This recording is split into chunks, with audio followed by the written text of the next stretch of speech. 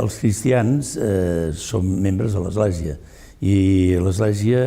ens dona aquest do de la fe, l'Església ens conserva aquest do de la fe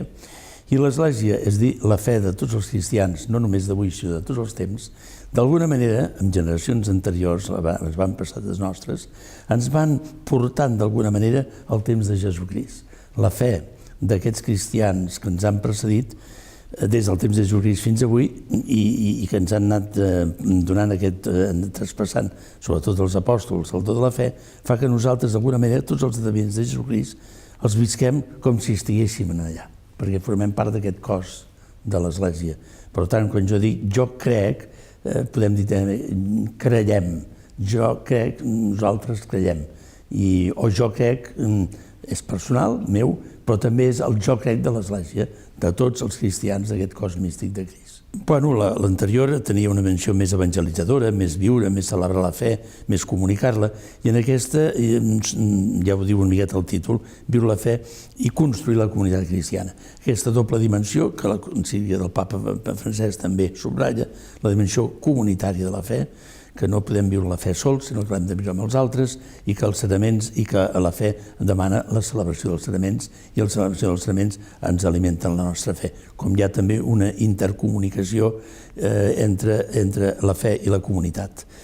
La fe ens incorpora una comunitat i a la vegada la comunitat també ens ajuda a viure aquesta fe. Ja els sants pares diuen que així com en la creu el centurió romà, el soldat romà amb una llança va obrir ja Jesucrist crucificat i pràcticament ja mort en la creu el cor de Jesús, i del cor de Jesús va sortir aigua i sang. Els pares de l'Església veuen en aquesta aigua i en aquesta sang el sagrament del baptisme i el sagrament de l'Eucaristia i la creació de l'Església. Pel baptisme entrem a formar part de l'Església, som membres de l'Església, participem de la missió de l'Església i per l'Eucaristia alimentem aquesta fe i aquesta vida nova i a la vegada també la comunió eclesial, l'Església, la comunitat dels creients. Esclar, no és una cosa fàcil, realment. Comunicar la fe es demana una comunitat, com he dit abans, perquè la fe té una dimensió comunitària i perquè viure com a cristians és viure eclesialment. Això ho posa molt en relleu el papa Francesc en la seva primera encíclica, La llum de la fe, que s'ha fet a quatre mans, perquè sembla que ja la tenia el papa Benet XVI molt acabada, però el papa Francesc ja ha posat coses seves i per tant es pot dir que l'han preparat els dos conjuntament, encara que és l'encíclica del papa Francesc, i justament parla molt d'aquesta dimensió eclesial de la fe. Hem de fer comunitat oferint la fe en Jesucrist, oferint a Jesucrist, oferint els sagraments i procurant que participin fonamentalment en l'Eucaristia, que participin en les activitats que l'Església realitza.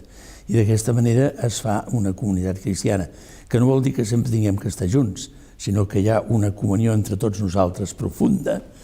perquè tots nosaltres estem units a Jesucrist i Jesucrist ens vincula a la seva Església. Per tant, la comunió no vol dir que tot ho hem de fer-ho junts, sinó que cadascú on es troba té que viure com a cristià, però que se sent membre de l'Església i que viu en el si d'aquesta comunitat la seva fe, la seva esperança i la seva caritat.